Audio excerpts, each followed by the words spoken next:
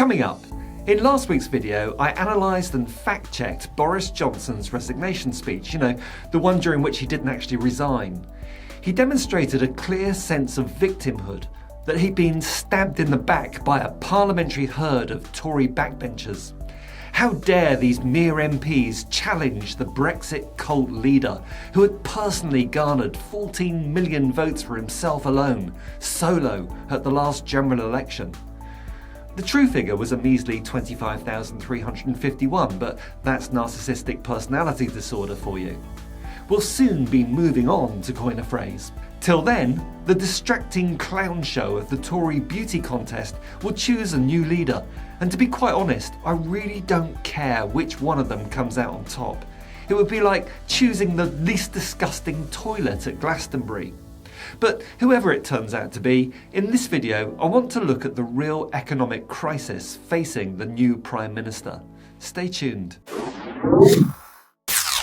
If you enjoy watching my videos, please give this one a like and spread the word by sharing a link on your favoured social media platforms. If you subscribe, you can also hit the bell icon to be notified of each new video I release. As I record this video, the, for now, United Kingdom has no properly functioning government, with Priti Patel, Dominic Raab and other ministers refusing to carry out their duties or to be held to account by parliamentary committees.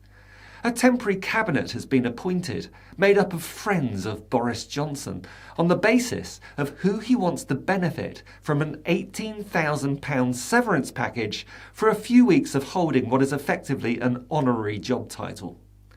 This level of corruption has been present all through his premiership, and he's determined to perpetuate it to the bitter end. And meanwhile, as the weeks tick by with no government action beyond the long and protracted knobbly knees contest, the cost of living crisis continues to be ignored.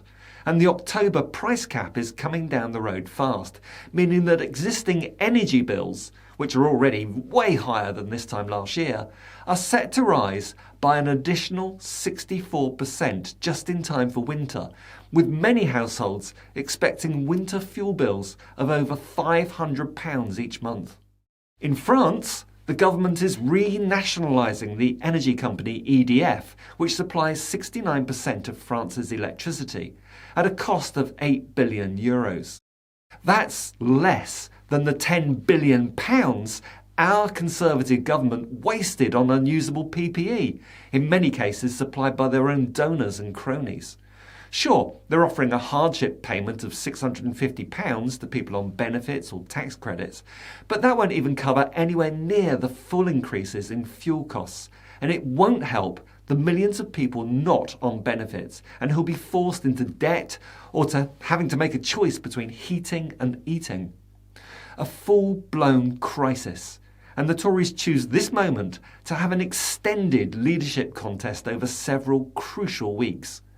But it's not just the energy price crisis that's not receiving appropriate attention from this non-government.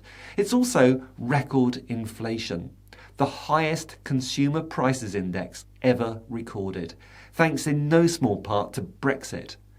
And an NHS that is crumbling before our very eyes.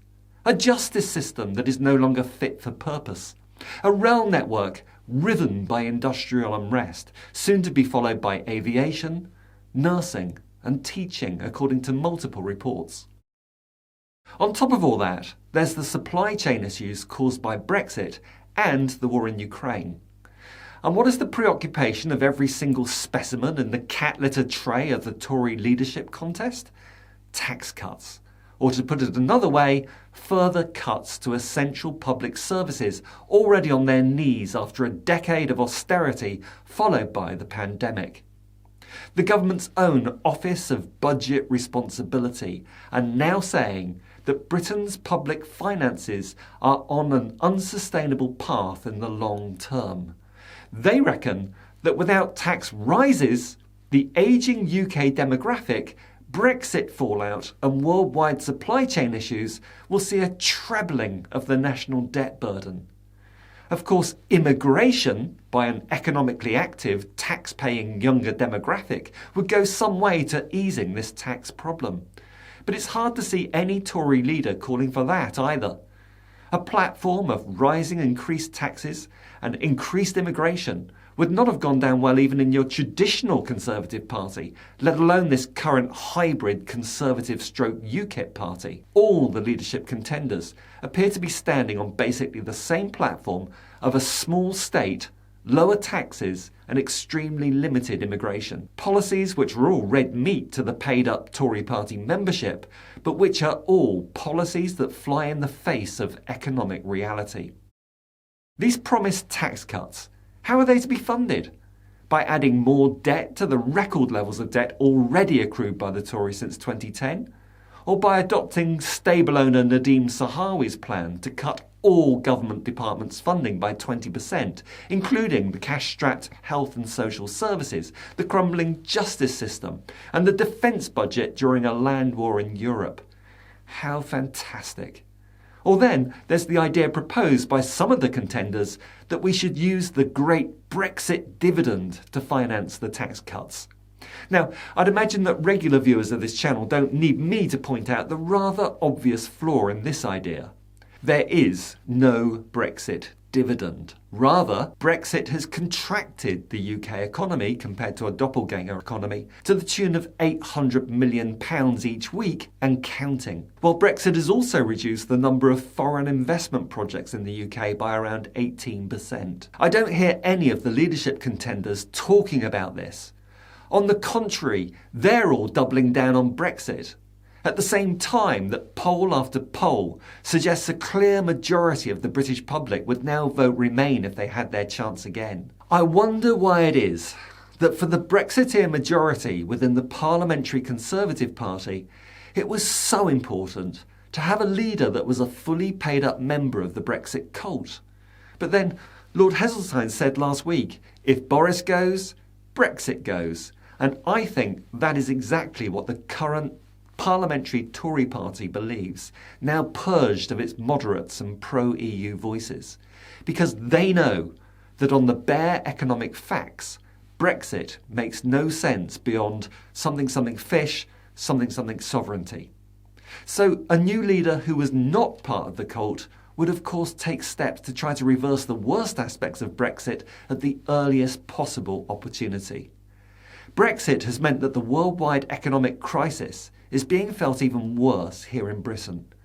It's also interesting to reflect on the extent to which the recently disbanded Conservative Friends of Russia organisation, Johnson's close association with the Lebedevs, the refusal to allow the British intelligence services to investigate Russian meddling into the EU referendum, plus the repeated acceptance of Russian money into the Tory party coffers, may have been interpreted as a green light for Putin to invade Ukraine. So, on Brexit, taxes, inflation, cost of living, economic stagnation, supply chain issues, the NHS and social care, plus the war in Ukraine, the new leader is inheriting a perfect storm of problems as a result of 12 years of Tory economic vandalism and misrule. And whoever turns out to be the least soiled toilet at Glastonbury, I would like to make some predictions. Firstly, the driver may change, but the Tory bus will remain the same. The new leader has been, or will be, pushed into acting tough on Brexit. That means a continuation of the aggressive stance towards the EU and a retention of the international law-breaking legislation passed to allow unilateral changes to the Northern Ireland Protocol, which will not succeed in extracting concessions from the EU. My second prediction is that the cost of living crisis will only get worse. With the new energy price rises hitting in October, with insufficient government response to the crisis, I predict civil disobedience. And I think the Johnson government has anticipated this, and hence the draconian measures aimed at curtailing the right to protest, incorporated in the recent Police, Crimes, Courts and Sentencing Bill, now known as the Steve Bray Act. And they have the brass neck to talk about cancel culture. Eventually, the government will have to back down and allow state intervention and payouts. There will be cries of socialism from those on the hard right of the Tory party, as there was when Rishier the new Sunak announced his furlough scheme and other measures during the pandemic. My third prediction is that the stagnating post-Brexit economy will enter recession officially later this year, while increasing inflation means the average family will be struggling even more with the cost of living. Who will take the blame for all this? Well, the new leader will try to pin it all on Johnson and his cabal of the incompetent, but I don't think that will wash. Johnson himself will still be a powerful figure on the Tory backbenches, causing all sorts of problems for his successor, assuming, that is, that nothing prison-related comes of his treasonous behaviour and having unaccompanied meetings with figures from the Russian intelligence services. Johnson will be one of the leading saboteurs criticising the new leader, especially if it's Sunak, if he prevails. And all the losing beauty contestants in the leadership race won't be slow to voice their criticisms of the person who beat them either. By the time we get to the next election, the new leader will have been drinking from the poisoned chalice for some time. I'm becoming ever more optimistic that even with a lacklustre leader of the official opposition, the Tories will not win another term. I currently have no party affiliation, but like the majority of people in this country who seem to be cottoning on to the idea of tactical voting, I'll be voting anything but Tory at the next general election.